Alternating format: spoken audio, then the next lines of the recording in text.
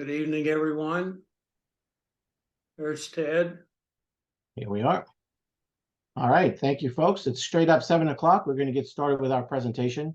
Thank you for joining us tonight for the Township Future Speaker Series. Tonight, we are very happy and pleased to present to you information on the Conroe ISD proposed bond election that will be coming up later this year.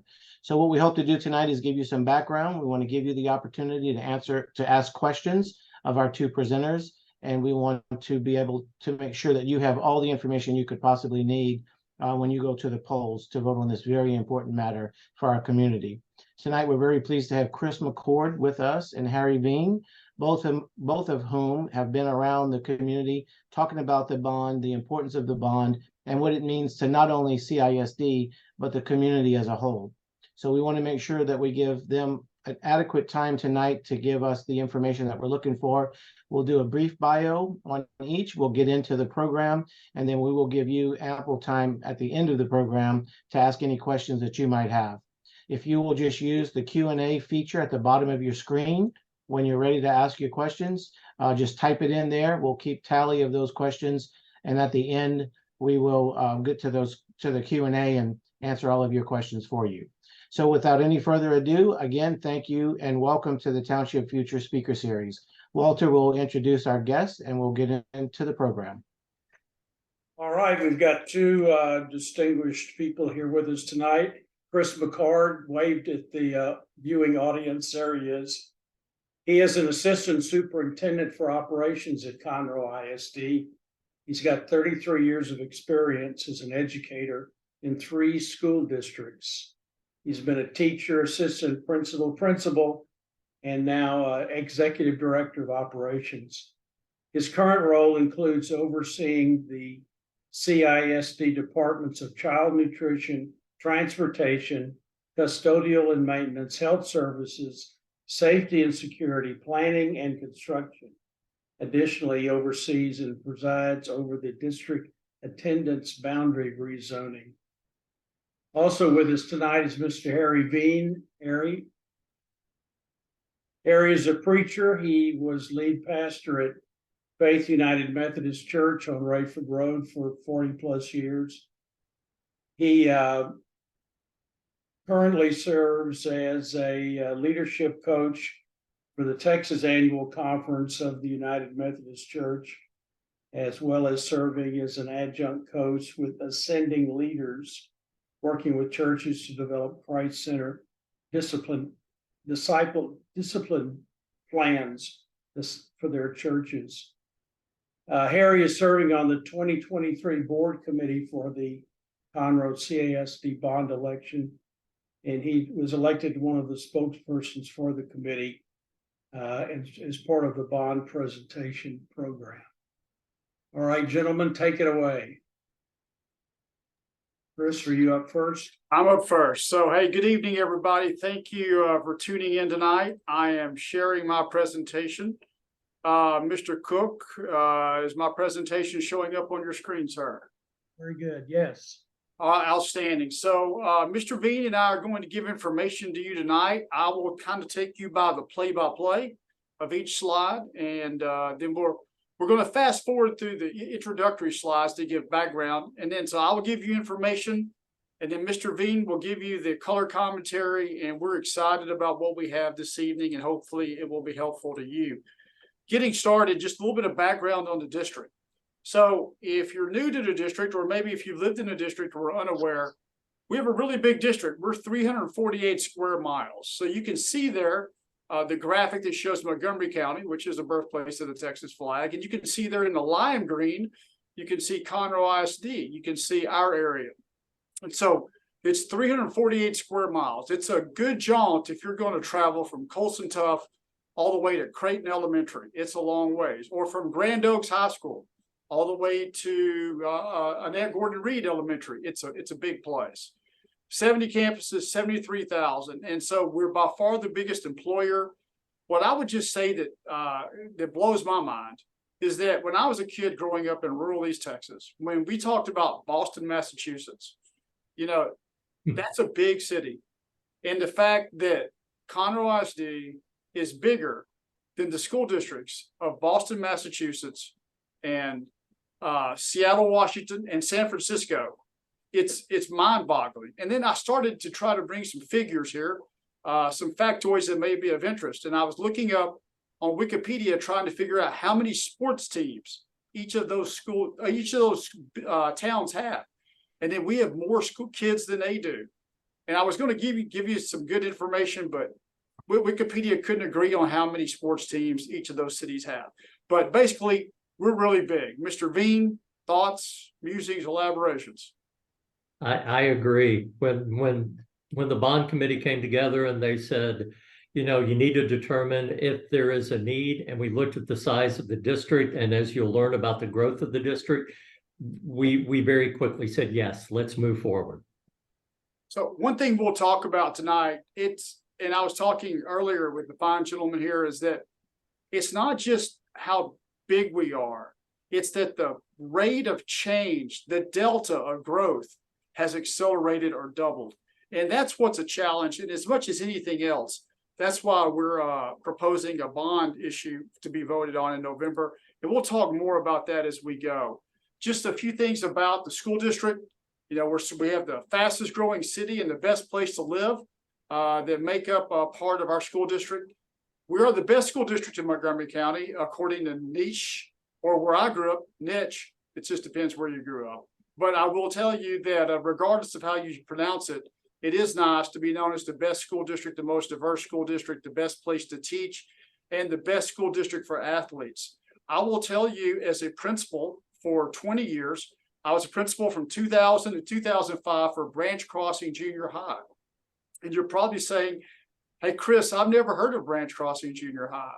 Well, we were the Branch Crossing Junior High Scottish Lions. It doesn't exist anymore. I did not drive it out of business. I have a hoodie and a yearbook to show that it really did exist. But it became the Woodlands High School 9th grade campus when College Park High School opened on 242. But as a principal for 2 decades, I will tell you, you cannot overstate the importance of the teacher for your child. And that the school district's important, but as a principal, as a school district, hiring the best teachers is really critical for the information to be communicated and making it the best place to teach. If you look at all these different accolades on this slide, Harry, that's the one that gives me the most pride, and we hope to continue that. So, Mr. Veen? No, just ditto. That's the wonderful ratings and the wonderful things that continue to be heard is a big part of why we're here. So I was not asked to be a part of this tonight because of my understanding of the color palette. But if you see below, I will take you through the color palette of the last year, 2022, 2023 Houston area tax rates, because that's important to all of us. And if you look at the color palette below, you see toward the right, and toward the right in this particular case is really good. And the lime green-ish color, fluorescent green, that is Conroe ISD. So for last year, we had a tax rate of $1.11 per $100 of assessed value. If you look on the chart, you see here the bar graph, you see the different colors. Take, for example, Oak Ridge High School blue, the ones that are in regular blue, Magnolia, Willis, Montgomery, Splendora, New Caney, those are other Montgomery County school districts. You can see in every instance, they have a higher tax last year area tax rate than we did as Conroe ISD. I will note, if you look in what I would call the Love You Blue, Houston Oler light blue, those are districts in the surrounding area that compare very like us as far as demographics and size. They compare very favorably to us as far as the overall makeup of the school district. The ones in navy blue or darker blue, those are other school districts in the greater Houston area that show you what their tax rate was for their constituents last year. The only one that is lower than us, and it's just because of the overall size of the economic engine of the location, is Houston ISD. There was $1.03 last year. So in this case, less is more. Mr. Veen, thoughts? Yeah, as Chris said, the tax rate and all of the tax advantages that you'll see in a little bit was a big part of the driver for us. And I had a phrase I would use many times in ministry from the book of Esther that says, for such a time as this, and this was a perfect time for us to be able to do what we need to do. So thank you, Harry. Hey, so let's get down to real brass tacks here. So let's talk about tax rates. So you have seen, in this case, the bar graph, as the bar graphs become shorter, that is good for us as taxpayers. And you've seen compression that has occurred since the year 2018 for Conroe ISD. And you can see going from $1.28 in the year 1819, prior to COVID, to where we will be in the year 2023, 2024, also known as where we are now. And you can see through compression, through Senate Bill 2 that's been passed in the Texas legislature, that compression has decreased the overall tax rate over 15 cents, which would take the tax rate for Conroe ISD taxpayers, regardless of how the bond goes, from $1.11 to 96 cents, which is a substantial drop in tax rate and a big time amount of compression by Senate Bill 2. We chose some numbers to make this real for you. If you look at it, it's worthy of note, the average home value of a house in Conroe ISD is $386,000. We chose a $500,000 house to make the math easy and round it off and make it whole round numbers. But if you have a $500,000 house, last year, your taxes for Conroe ISD would have been $5,127. Going forward into the year we're currently in, 23-24, your taxes would be $3,848. So that gives you a $1,279 decrease. Now, and noting that, there's a couple of things to know. Number one, Senate Bill 2 is real, and that 96 cents is real. But there is one thing this is predicated on, and that is in November, voters across Texas will vote on expanding the homestead exemption from $40,000 to $100,000 for the homestead exemption. These numbers are predicated on if that was to pass. So if it passes and it goes from 40,000 to 100,000, already with Senate Bill 2, which is a done deal, these are what you would see on taxes going into the 23-24 school year where we are now. Mr. Veen? Keep the good news going. You're good. So there you go. Those are facts. Enrollment growth, we talked about this earlier. It's not just the how big we are, it's how quickly we're growing. We basically have doubled in our rate of change in the last few years. And although this map that you see, which is a graphic superimposed of Conroe ISD, it's not perfect for what I'm about to do.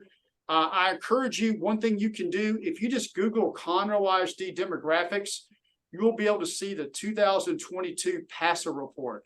The 2022 PASA report is worth your time. Now, the biggest thing I would tell you, it's over 300 pages. It's got intense color and pullouts and graphics. I encourage you to not hit print, or the only people that will like you will be Hewlett Packard or Lexmark, because you will have no ink left in your cartridges. However, it is fascinating in telling you about all things Conroe ISD in the area, but just a quick tour of the area. Growth is occurring rapidly down in the Grand Oaks area. We opened up Hines Elementary just a few weeks ago, and the Grand Oaks feeder is elementary, serving through 4th grade. One thing that I would tell you that I've talked about in board meetings for CISD before, one thing I would do, if you could see my pointer, whenever Townsend extends and connects with finally down to Deerbrook Mall area in Humble, that Grand Oaks area is really going to grow. East County, where you see Caney Creek, if you're looking for a Sunday drive, I always tell people a great thing to do, drive 242 from 59 all the way to 45, or 45 to 59, whatever you want to do. And it is mind-blowing what is growing along that corridor. And they've finished widening the bridge that goes over the river. It's impressive. Also, if you look to the north of the Caney Creek area, you'll see there's a lot of growth in there on the northern edge in Conroe and southeast Conroe and western Conroe. And I'm going to talk specifically about an area in the Woodlands coming up here in a few minutes. And we'll talk about that. Harry? Yeah, when I got on the bond committee, I went back and watched videos from the 2019 bond. And one of the messages that kept being conveyed was that the growth rate of Conroe ISD in 2019 was between 1,200 and 1,500 students. And now that's at like 3,000 upwards. And as I said to the school board in presenting the bond, those 1,200 to 1,500 numbers are in the rear view mirror, and we're moving forward, and we have to look at 3,000 up moving forward as far as enrollment growth. So I will talk, here is a graph that shows you on the right projected growth where we could go anywhere from, and this is in the PASA report. Within the next 9 years, we're expected to have approximately right at or about 100,000 students, which is really mind-boggling, but an increase of nearly 30,000 students. And that could range anywhere between 89,000 and 120,000. That 98,353 is the median figure. And I'll talk about what happens if growth was to slow, how we would handle that. I do want to do a special salute to the members, including Mr. Veen, who were on our bond planning committee. That committee was comprised of students, parents, business owners, community members, and employees. We took applications over the website. We had 148 members. We met over 11 times from 5:30 till 8 o'clock at night, which is not late, but for me and my advancing age, it is kind of late. But the people kept coming, they kept contributing, they kept listening as we gave them just a plethora of information on what they needed to know to make good decisions. So I salute that bond issue, the bond issue committee. They did a great job. And Harry, I bet you have comments on that too. Yeah, one thing to notice is the diversity of that. And we could even break that down more between the 148 individuals. They were from all feeder zones. They were parents of elementary, middle school, junior high, and high school. One of the other elements that I think is important to understand is when we started meeting, we had to come to an agreement as to what was going to allow us to move forward when proposals came up. And we decided it had to be more than just 50% plus one. And we agreed that even though we were a large group, we needed to at least have 2/3 of a majority or 66% to move anything forward. So it tells you a lot, especially in these days and times, of getting almost 150 people to agree on things to move something forward with 2/3 of a vote. But we got all of that done, got the proposal done, and then, as the slide says, it was approved unanimously by our Board of Trustees. So we're going to keep moving, so we'll have some time to answer some potential questions at the end. And right here, you'll see an overview. So you can also see details, including frequently asked questions, at our district website about the bond. So if you go to conroeisd.net, it will answer your questions in a far greater detail than this 30,000-foot view that I'm going to give and Mr. Veen is going to give. But what's in the bond 2023? And I'll talk specifically about these in just a few moments. So we'll go into detail, but 8 new schools, including a school in the Woodlands, 3 additions, including 2 additions in the Woodlands, 5 major renovations, including 2 in the Woodlands, 2 master plans, infrastructure. That includes things like chillers, boilers, air handlers, electrical service equipment, roofs, freezers, coolers, everything of that nature, everything that makes a school or a business or in some ways a home work. Safety ripples through every part of every aspect of this, whether it be new schools or renovations. Land, there is $30 million that the district used to purchase land to potentially build schools as part of this bond issue. The board has made a resolution, passed a resolution, that if the bond passes, they'd be able to repay themselves that $30 million that they put up front from basically our savings account to be able to purchase the land to be able to make this happen if the voters approve it in November. Transportation, just to know, there's $12 million in there to buy new buses and $10 million in there to renovate a couple of our centers. We have 4 transportation centers. And then technology infrastructure. That is not devices. I'm going to talk about devices and but technology infrastructure is everything from routers to access points to cabling to servers to main distribution frame rooms to intermediate distribution frame rooms, everything that makes technology work. And so Prop A, and I'll talk about the specifics of Prop A in more detail in a few minutes, comes to $1.82 billion. Harry, anything on Prop A? I greatly appreciated Mr. McCord in the bond meetings because he educated us about infrastructure and safety issues and transportation. We even had an old bus and a new bus brought to Oak Ridge High School where we were meeting that night, and we got to board those buses and get a flavor of what that's like. So as bond committee members, we were totally immersed in all of this, which again, helped us quickly make the right decision. So, you know, a note on transportation, when we buy buses, we'll go through a formal bid process. And we have not done that because we don't have any money to buy buses at this time. We did get an informal quote the other day just to see ballpark, you know, what a bus would cost. A couple of years ago, we bought buses. They were $131,000 a piece for a 77 passenger bus. The quote we got the other day is $149,000. And that's just a little over a year since we got the original bid. So the price of buses is escalating rapidly, along with other things, including food when you go to the grocery store. But so that's part of A. Part B are technology devices. This is not infrastructure. Part B stands alone, and it must stand alone. These are devices that students use to learn, to conduct testing, and we'll talk more about that. Prop B is $40 million. And Prop C includes PE classrooms and elementary gyms for 16 campuses that do not have it. And we have a slide that will show you every campus that has a classroom or an elementary gym, and classes and campuses that do not, and a couple of an ag barn and some renovations to some existing ag barns. I think that'll be somewhat fascinating. And then an establishment of an outdoor 50-meter pool and mechanical refurbishment of the existing natatorium. Mr. Veen, thoughts on all that? Yeah, Prop C was one of those that really caught the attention of the bond committee, which was great because that helped drive that easily.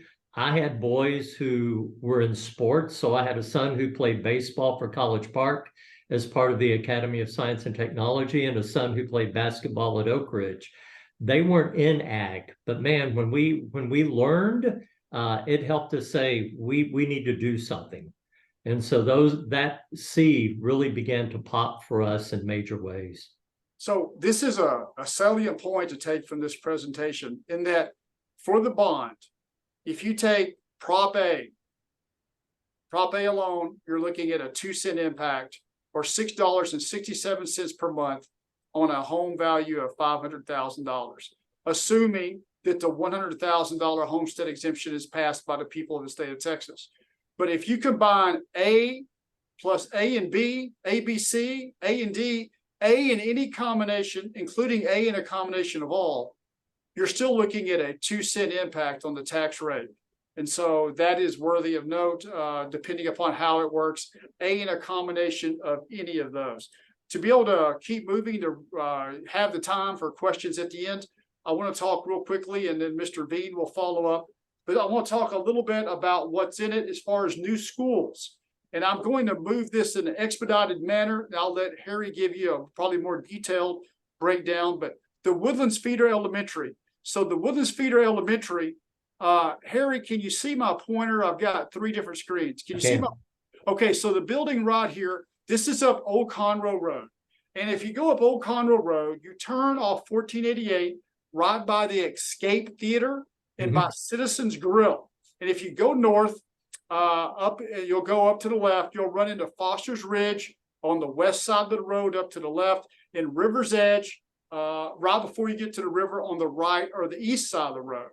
Now, when you head up this way, up by Foster's Ridge, just north of Foster's Ridge, is where we have land for an elementary school feeder in the Woodlands Feeder.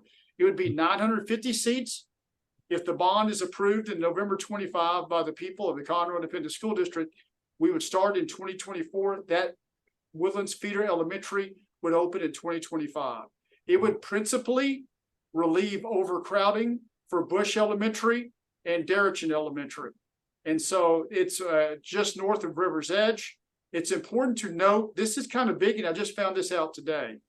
But before I was born, and I was born in the mid-60s, Old Conroe Road used to connect to Sergeant Ed Holcomb Road.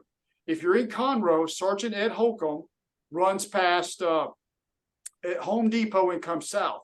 Those roads, that road, Ed Holcomb and Old Conroe Road, used to connect in Montgomery County in the 40s and 50s. It was washed out at some time. They don't know exactly when. It does not connect. The city and the county are reconstructing that thoroughfare to connect, and that will connect Old Conroe Road in the south and Sergeant Ed Holcomb Drive in the north. And the elementary school that would be built is right there on the south side of the river, just north of Foster's Ridge. So that is going to become a major thoroughfare and give people a new way to be able to travel south and north to south. And we were talking in the pre-show, and I was saying, you know, there's East County, there's North County and South County. In Montgomery County, we never really talk about Mid-County, but there will be a little bit of a Mid-County that's never existed before. But the Woodlands Feeder Elementary would principally relieve overcrowding at Bush Elementary and Darrington Elementary. And then, because right now we have an elementary school map for the Woodlands, which we've established that is designed to make kids be able to fit in the building. We love Newton's first law of motion, that an object at rest stays at rest. We don't like moving kids. We know how important parents and kids like their school. And so we try not to move them. But the Woodlands Feeder Elementary potentially would open in 2025. Just going around the horn here, 242 Elementary, this would relieve overcrowding at Suchma and potentially San Jacinto. Grand Oaks 7A, it would be a 7A campus on one side, completely divided, and on the other side, it would be a 9th grade campus to relieve overcrowding at both York Junior High and at Oak Ridge High, at Grand Oaks High School. And then once we potentially do something else, it could potentially turn into a freshman campus, or probably return into a junior high, whatever the case may be. We would figure it out and make it work, probably becoming a junior high at some point. So that is right in here. That is what the campus is. The Grand Oaks Feeder Elementary right here, Conroe Area High School. We already own the property. If you go down to the bottom, then you'll have the Candy Creek High School, a 9th grade campus, a Conroe Area Junior High, and intermediate on the southeast side. And so the dates of when they would open are all listed here. And so, Mr. Veen, thoughts? I live down in the Grand Oaks area. I remember when Grand Oaks High School opened, 4 or 5 years ago. I got to take a tour of it before it opened, and I thought, man, this is just going to be able to hold and help our growth so much. I toured it as part of the bond committee as we went into some of the schools that are overcrowded. And I was shocked at how crowded the hallways were. And when the bell rang, we were told to step to the side and wait 10 minutes because the herd had been released. And yeah, those are Grand Oaks High School, you can look at the past report. They have it projected in 10 years at being just under 5,000 students. So, and a lot of people coming. They want to be a part of it. Just keep going, and I will focus on the Woodlands McCullough Junior High. I spent good portions of 2 decades there. We would have an addition at McCullough Junior High of 500 seats. It's had portables for as long as I can remember. You can see sidewalks that go to portables and sidewalks that go to nowhere because there's been so many portables there in the past, and they persisted. Also, there would be a gym at McCullough, Haley Elementary, which is a perennial holder of portables. Currently, it has 9 portable classrooms. It would be adding 100 seats. Ford Elementary, which splits between Oak Ridge and Grand Oaks. You're looking at also 100 more seats for Ford Elementary. Ford Elementary currently has 11 portables there. Major renovations at the Woodlands High School. And among those, it would include potentially paint, flooring, roof, infrastructure, and an auditorium renovation at the Woodlands High School. Also at Knox Junior High School in the Woodlands, major renovations, especially on the entryway, the administrative areas, freshening at Knox Junior High. Knox Junior High dating back to the year 1978 when it was constructed at Knox. So also you can see master plans for Oak Ridge High School and Washington High School, and additional major renovations at San Jacinto and Candy Creek Feeder, Creighton Elementary, and the Candy Creek Feeder. Mr. Veen? I did get to tour Woodlands High School as one of the schools that bond committee members were invited to go to. And I saw and heard the need for those renovations. I've been in there for various events over the years, but I know how much that's needed and grateful that's a part of it. talking about technology devices. So when I'm talking about devices, I'm not talking about the infrastructure that supports the devices to make them work. We're talking about devices themselves. The best examples are Chromebooks, which are generally used by students 3rd grade and up, and iPads, which are used for kids 2nd grade and lower. But these support instruction, these are where kids do access online textbooks. They do their student work. They do assessments, problem solving, science experiments. But also they do required of the state STAR, EOC, or SAT testing. So the thing about these devices, they work just pretty much like the devices that you may have at your home. But the issue is they age out quickly. And one thing that's problematic that's worth mentioning, we are required to do the testing. We're not giving an option, and all testing now is online. There is no pen and paper testing like when I was a kid, or even just a few years ago. But what happens is, that's problematic for us, is the operating systems, just like your operating system on an iPad or iPhone, will no longer update or be usable after a certain amount of time. The operating systems for these devices will age out quickly, and it will not be able to be upgraded, and it will not support state testing. So we are in a race to try to stay ahead of the bear, with the bear being state testing and making sure that we have devices that will operate and function to be able to use by students, and that they can be successful on and do their best for state testing or the SAT, which all these things are very high stakes. Harry? Yeah, one evening we had students from one elementary, one middle school, one junior high, one high school come up to the Jet Center where we were meeting, and they had tables set up and they were doing some of their classwork so we could observe. It's been a long time since I've been in school, and I was amazed at what they were able to do, but also what they were required to do. And it just helped us realize how important technology devices are, not only including the devices, but as we talked about in Proposition A, the technological infrastructure that's needed to make sure those operate well. So for career and technical education, CTE, it's really composed of a couple of things. First off, ag barns. We have an ag barn for students in South County now for the Woodlands High School and College Park. Many of you may have seen it. It's over on Booty Road, B-U-D-D-E, Booty Road. And it's over by the baseball fields by Orwell. It's over by South Montgomery County football, and also by the girls softball area. And so that area is used by the Woodlands High School and College Park. We also have a facility for ag in Oak Ridge High School and Grand Oaks used, known as Otwell. It's at the very end of Fairview Drive in Oak Ridge. Right now, we currently do not have an ag barn that serves any of the students in Conroe High School, in Caney Creek, or the new Conroe area high school that would potentially be built if this bond issue was passed. So what the Proposition C would do would be for the construction of a North County District livestock facility, but also the addition of elementary school, 16 elementary school PE classrooms and elementary gyms. That total price comes to $112 million. And I want to show you, and I'll let Mr. Veen elaborate. This shows you the elementary campuses and their gym status of whether they have a gym or not. The areas that do not have a gym, for example, Powell Elementary, it has an area that's small that they use as a cafeteria. It also serves as PE, or it can serve as a gathering area. The equipment, the tables are taken down constantly throughout the day. And really, if you look and see which campuses have gyms and which campuses at the elementary level do not have gyms, it largely comes down to when they were constructed.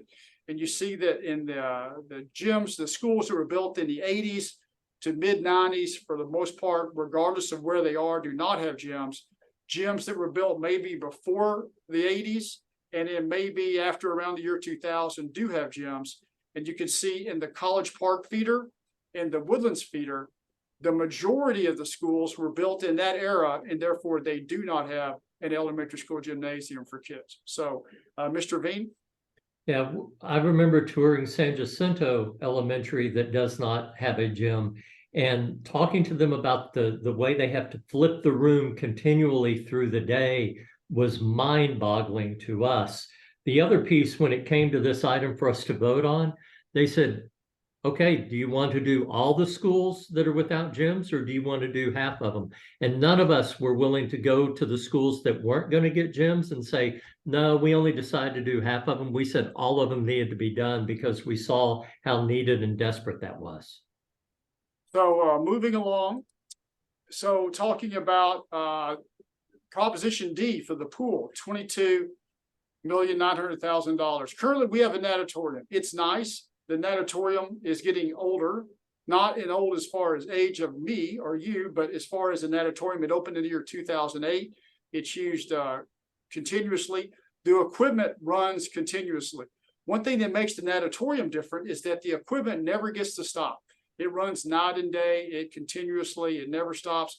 If you have a pool, or if you've ever been around a pool, you'll know that two things are really hard on mechanical equipment. Those two things, in no particular order, are water and chlorine are tough on them. But if you look here, we have $2.5 million for refurbishment of this equipment that is now, what is that, 12, 15, 16 years old, and also the addition of a 50-meter outdoor pool that would not be enclosed, but it would be covered. So currently you can see the lane meters of water graph, bar graph, at the lower right of this slide. One thing that has changed that people may not be aware of. So we have this one swimming pool. We have 6 high schools that operate out of this pool and have swim teams. We have 7 high schools total, 6 with swim teams, but also we have 6 with diving teams.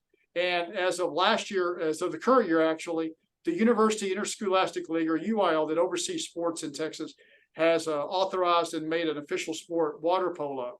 So we have 6 high schools that have swim teams, dive teams, and water polo teams working out of one swimming pool. So you can see here, this is where we are. This is what Proposition D would be for an outdoor pool and natatorium mechanical refurbishment. Harry? I would also say that the growth of our district has put a lot of stress on that as well. When we learned that many of these other districts, like you can see, Katy has a pool at every one of their high schools. Humboldt has a pool at every one of their high schools. For Conroe to have so many activities, so many students, and one pool, we knew something needed to be done. And we were just thankful to be able to all agree on this in order to make that Proposition D. So it's important to keep things, well, relative as far as bond amount comparisons per student. So I think this graph is useful. If you look here at the comparative amount based on what would be built, what would be spent per student, based on the fact that the sheer size of Conroe ISD, you can see what the comparative tax rates would be for bond issues that have occurred in school districts around us, from Splendora to Willis Montgomery. And you can see what those numbers would be. And the Splendora one obviously catches your eye. The Lamar Consolidated one catches your eye, and New Caney. And you can see their tax rates on the far right as it compares to ours and the overall student enrollment. So the comparative amount column, that is really the vertical column that I would focus on. Mr. Veen? Yeah, that was eye-opening for us. I live out almost on the line of the New Caney school district. And to see what that would have been in New Caney is just, that was unimaginable to me. And it also made us realize we were doing and were within range of what needed to happen. So moving along, just to reiterate, Proposition A and Proposition A alone or combined with any or all of B, C, and D would be a 2-cent impact. And looking at it in a more advanced fashion now, this shows you, and just making the note that if 65 years old and up, which is closing in quickly for myself, your tax rates are frozen. So, but also if you look here on the far right, you would see what it would come to if the voters approve in November the bond, and it would be a 2-cent increase, and it would go from 0.9621 to 0.9821, whereas at the moment it is $1.11 as of last year. So it's 0.9621. If the bond passed, it would be 0.9821 coming off $1.11. Mr. Veen, thoughts? As one of those 65 plus frozen, that's just wonderful to me. And honestly, I just look at it as a very small investment to what is going to benefit not only students and families, but Montgomery County businesses, everything else as a whole. So just a few questions we'll answer. Number one, what happens if growth slows and all projects aren't needed? We really haven't seen that over the last year, but it's possible. If that's what happens, then we will slow down our role and what we're buying and what bonds we're selling, and we'll make adjustments. That's always a possibility. You know, none of us know exactly what the future holds. Will all campuses be impacted by projects in bond 2023? Absolutely. And I will tell you this, from infrastructure to devices to safety, to specific for the Woodlands, to the extra classrooms at Haley, at McCullough, the renovations at the Woodlands High School, and the potential new school in the Woodlands on Old Conroe Road. I would say that campus would impact zoning potentially, as Bush Elementary is considerably over capacity, and at this moment, Darrington Elementary is considerably over capacity. Can bond funds be used for employee raises or to hire more police officers? That's really the first question we usually get, and they absolutely cannot be used for that. So that's not an option. And then how long are technology devices such as iPads or Chromebooks financed? They're financed for the 3 to 5 years for the life of the device, not over a longer term. Mr. Bean, any thoughts on these frequently asked questions? You may have some salient points that I did not include. No, I'm good. I say let's move on. All right, moving on. So we asked some questions. Just information, if you want to be a voter, the last day to register to vote is Tuesday, October 10th, which is not that far off. Early voting, October 23rd through Friday, November 3rd. Election day is Tuesday, November 7th. And I believe that Woodlands Future will have this video posted. There is a QR code that you can use to get more information that's included free of charge in this slide. And I hope that would be helpful for you. So, Harry, anything else? Just encouraging people to get out there and vote. This is very important for our area, and happy to be a part of this. So, Mr. Cook, Mr. Stanley, I hope that was along the lines of something that was helpful, and we are here for questions. If people have it, we'll do our best. Yep. Thank you, gentlemen. We are going to get to the Q&A. Let me get Walt to get queued up, and he'll get some Q&A. And while some of the audience is continuing to write their questions, let me ask just a couple of questions for clarification. I noticed on several of the slides during the presentation, you had Proposition A, B, C, and D. And obviously, those have to be voted on separately by the voter in each of those categories. What happens if someone only votes for A and not for the other three, or for B and the other three will not pass? What does that do to the district, and what does it do to all of this planning?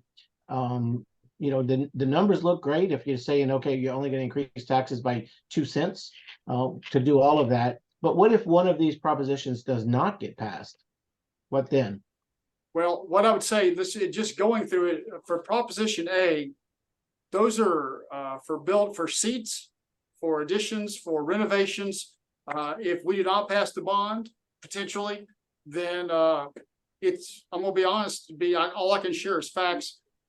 Whatever we were able to do would have to be pulled out of our general fund, or we would have to look at rezoning, or just look at different alternatives to make it work, because of the fact that we have such growth, because it's such a desirable place to live and a desirable place to go to school. Our job is to make sure we make it work. But everything in Prop A, those are what is needed as far as growth and seats and technology infrastructure to keep the level of service that we're currently providing. The Chromebooks and devices on Proposition B, those things to that ilk, those are needed because those are what kids demonstrate their learning, they do their projects, but I cannot overstate how important this is, and that is also how we do required state testing. So testing for the state is done on technology devices, and we need to have we have to have technology devices that will run the operating systems that will allow us to test. And we want to make sure that we have devices that allow our kids to do their best, whether it's on the STAR test, an EOC STAR test, or whether it's the SAT, because we know how high stakes those things are. As far as the ag barns, that is something that would be very useful for our kids to have. The PE classrooms, if you're in an elementary school, having a PE classroom / an elementary school gym, it makes a big difference in how the school day works in your building. And then the pool, we make whatever works. But remember, if we were to pass A, then we would be going to 7 high schools that had a swim team, a diving team, and a water polo team. And you'd still be looking at 1 pool, and the amount of lane meters in an auditorium are finite. The equipment in the pool that is there, whether the bond issuer passes, it's at the end of its usable life and will need to be refurbished one way or another. Our buses, over a third of our school buses are beyond their recommended lifespan. In other words, they are over 15 years old, and just like all of us, getting older every day. So we are here to make sure that we do not fail. We will find ways. But as far as seats and buildings, a lot of these things are hinge on passing a bond. I hope that helps. Okay. Yes, it did. Thank you. And I know we have a question, so I'll let Walter get to the questions. And I have another one too, but I want to get to the audience questions first. Yeah, Teresa Wagaman has asked, after making a final decision on the items to include in the bond, how many items failed to be included? And what's the dollar amount of those items which were not included?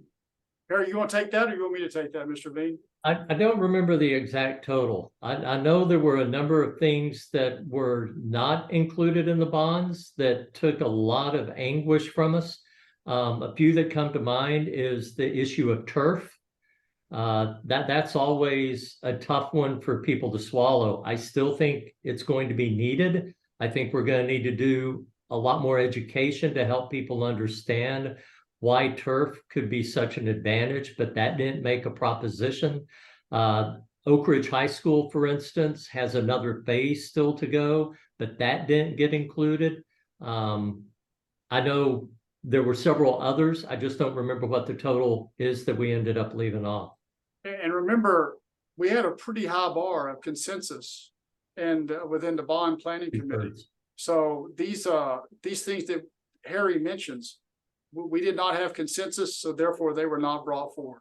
Although they would have been nice to have, obviously, they did not meet consensus and they were not brought forward to the school board. Ed, go ahead with your question. Yeah, if I can ask Mr. Bean, when you guys got into the committee itself, you were all obviously strangers. I mean, some of you probably knew each other, but when you think of 148 people coming from such diverse backgrounds with one mission in mind, it seems like you guys did a tremendous job. And I'm not putting this on the district by any means, but did you feel under pressure at all to come up with either a solution or an answer, or to say yes to certain things? Or did you feel like you guys were, as a group, very autonomous and what just kind of led to your own thoughts and your own decisions? Yeah, I can tell you, we didn't feel pressure from the district. I think what we felt pressure from was looking at the reality and the facts of the situation. And we just saw a situation that we didn't have an option. We needed to move forward. As I spoke to the school board when we proposed this, I said, I was a little, not fearful, but worried because 148 people coming to a 2/3 consensus of such magnitude, it tells you that all of us really ended up being on the same page. Yes, some were for this and some were for that. And like Mr. McCord said, those things got left off because we couldn't get to a 2/3. But you look at all that we did come to an agreement about that we were able to put on there, I think it says a lot for what the district provided us.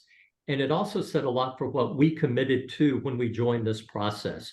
One of the things we said we were going to do is listen to each other. We also said that we were going to, it's almost taken a Stephen Covey principle from First Things First, where you seek to understand, then to be understood. And to see all of the tables with people sitting around those tables, having discussion, being able to come to this, I think the gravity and the need of the issue is what drove us to come to this. I think so. And, we're not here to promote one way or the other. how this bond should be voted on. We want to just give information and give knowledge to the voters, to the residents. And I think it speaks very highly to the group when you can have 148 people on the decisions that you made, have a 2/3 vote to come to a conclusion or come to a decision, and from such a diverse background. That's kind of a representation of the community already, right? Of the Right. voting base already. So I think it's just tremendous that you guys went through that process and that you were able to come to this conclusion. And it seems like it's a very viable, very good conclusion. And again, I'm not endorsing nor one way or the other, but it just seems very logical to me, the process that it worked. Yeah, I appreciate that because I was one of those who was proposing at my table that we do a 2/3 agreement. And I knew, again, that was lofty, but I didn't think we could bring anything to voters to say, well, 51% of us agreed for this.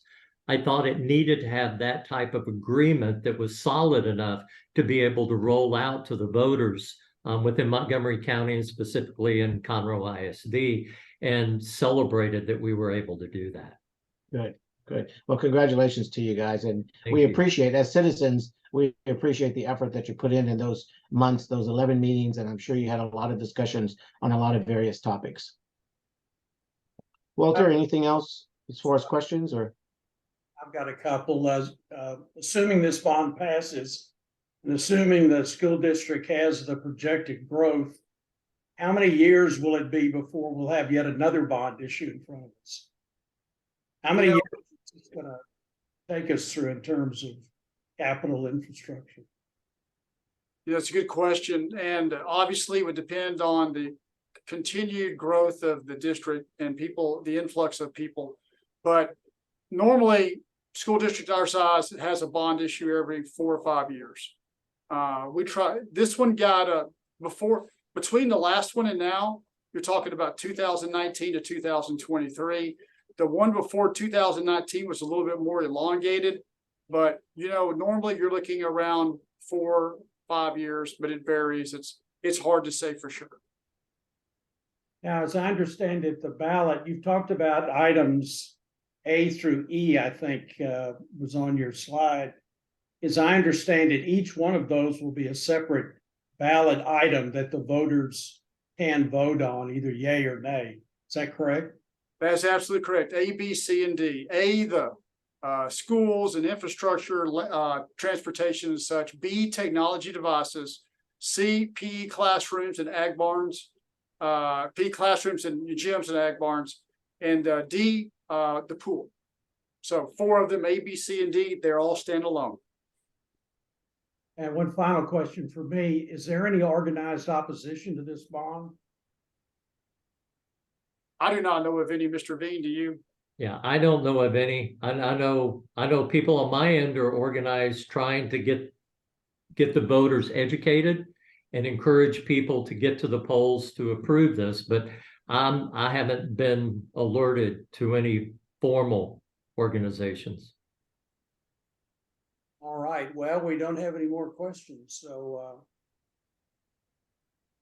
I guess unless somebody else has something to say, we can leave a little early this evening. Well, gentlemen, thank you both very much. As we kind of draw to a close, Walter will keep an eye on the questions. If any pops in, we'll certainly take those. But thank you both very much for your time. It was an excellent presentation. The graphics were very well laid out, very pointed and clear. Pretty easy to read and follow. So thank you for that. Thank you for the background leading up to it, and thank you both for your service at different levels, both in the school district itself and on this committee. It's very important to have a consensus, and I think that for the most part we have that, obviously, through the district itself and by the committee. So thank you for that, and we appreciate your time tonight, and we hope that you will continue to follow us. Mr. McCord, you mentioned earlier, yes, we are recording this presentation, and it should be up and running hopefully by tomorrow, the next day at the latest, so that other viewers who may not have had the opportunity to join us tonight will be able to join us. Coming up for some of our speaker series in October, we hope to have some candidates on for the Woodlands Township elections so that you guys can meet the candidates and get to know them a little bit. In November, which would be the election cycle, we're hoping to do a very special presentation for you for our November presentation. And then for December, we're going to do a recap or a kind of a summary, if you will, of the Woodlands Township Board of Directors and their year in review, if you will. So we'll have that for you in our December presentation. You can follow us at townshipfuture.org. You can go to the speaker series page. The recordings of our previous speaker series recordings are there, and upcoming speaker series will be posted there with the links to that page. So townshipfuture.org. So with that, Walter, if there's nothing else, I'm all done. Thank you again, gentlemen. We really do appreciate your time, and we appreciate you being with us tonight. So let me turn it over to Walter to take us home. Don't forget, you can also see our recorded speaker series on our YouTube channel. Just go into YouTube and search under Township Future, and it'll eventually take you there. And I also want to thank our attendees for tuning in tonight. We appreciate your participation and your questions. And so we're out of here. Have a good evening. See you next month in October. Bye-bye. Thank you, gentlemen. Thank Thank you, folks, for joining in.